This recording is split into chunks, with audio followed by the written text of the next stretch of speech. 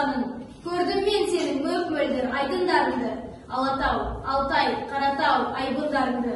Ұлытауыңды көрдім мен Шыңғыстауыңды, Абайдың жыр оқылған мұңғыстауыңды. Гүлденді қазір міне кең далам иесі болмаған, Жамбылдың қызыл жолбарыс киесі қолдаған. Сөзі лаулаған қара ойды көрдім, мағжан боп өзі қаулаған дара ойды көрдім.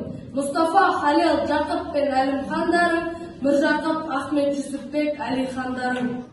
Бауырыңа қайта оралды өз арыстарың.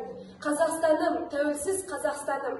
Көне ғасырлар сыр ашты, гүлге де орандың, бірағы жетті күлтегін бірге қағанның. Рухсыз жүдеп түреді жұтап даласы, қайта жаңғырды, отырар кітапханасы. Түркістаныма тайқазан қытам оралды, көне таразым жинады бүкіл адам. Ұрпаққа жетті өзгемей бәзалыстағым. Қазақстаным, тәуелсіз Қазақстаным, құлпырды жерім қызғалдақ нұрға кенеліп, ақындар өлең оқыды жырға бөленіп. Күйшілер шертті тәттім бетпен құрман қазды, домбырадала шанағынан тұнған қазынам, алтын күн алтын далыма құйыпты нұрын, желбіреп тұрған көк туым биік тұғырым. Оралып батыр билерім хандарым ойға, іргеміз бүтін ел болдық тәуба Құдайға. Қазақстан, Астана, өзен, көл, тау тасым енді, әлемнің барлық жаңарған картасына енді. Бостандығымның күн санап асқақтап әні, нұрлы болашаққа рухымыз бастап барады.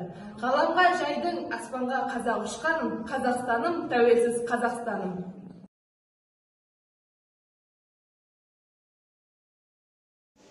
Тәуелсіздік кез келген азамат үшін ең қастерлі құндылық.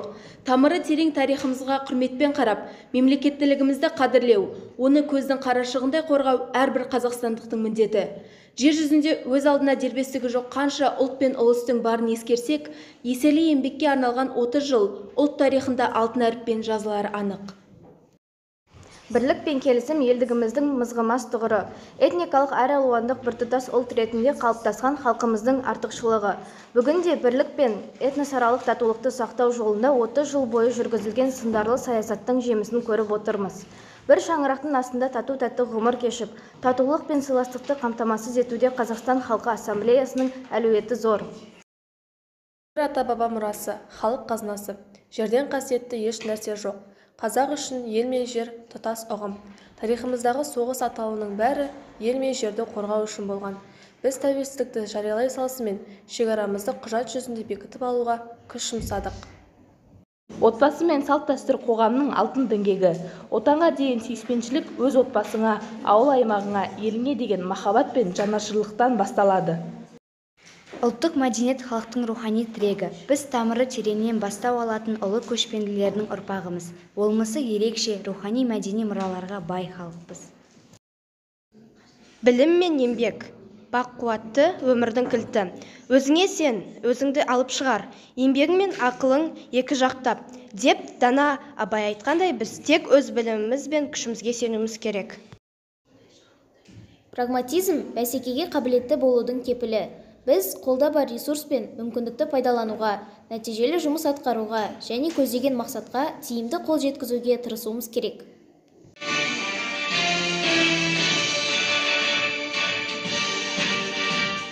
Жасыл жайлау, көк тілем, көк тілем, көк тілемде көп ойнаймыз, көк тілем, маңдайымнан сипап өткен самалдың, қазағымның қалаштары деп